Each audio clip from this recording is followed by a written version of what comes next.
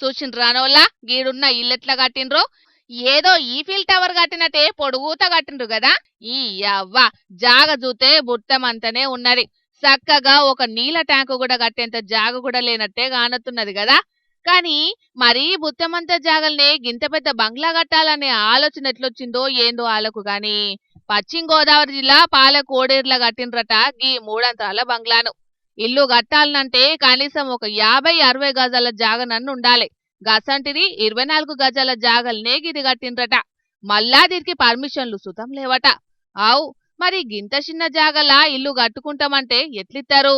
ఇష్టమొచ్చినట్లు కట్టుకుంటానంటే కుదరదు కదా. ఇల్లుకు సరిపోయేంత జాగ లేకుంటే పక్క వంటోళ్ళ తన గింతంత కొనుక్కోవాలి. గంతేగాని ఉన్న జాగల్నే అడ్డదిడ్డంగా కడతానంటే ఎట్లా?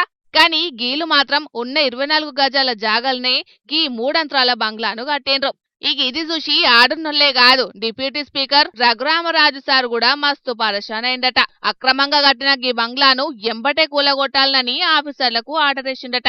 చెప్తే ఇన్ననోళ్లను షడంగా చూడాలన్నట్టే అయ్యింది ఇల్లు కట్టినోళ్ళ ముచ్చట. మరి లేకుంటేందోలా మొత్తమంతా జాగున్నా కూడా దాంట్లో ఇల్లు కట్టిన ఇళ్లను ఏమన్నుడు చెప్పుర్రి. ఉత్తగా లచ్చలు ఖర్చు పెట్టి కట్టిన ఇల్లు నేలమట్టమయ్యే పరిస్థితి వచ్చే. ఏందో ఏమో పోన్రి, కొందరు గిట్లనే ఆగం పనులు చేస్తుంటారని అంటున్నారు అక్కడి జనాలు.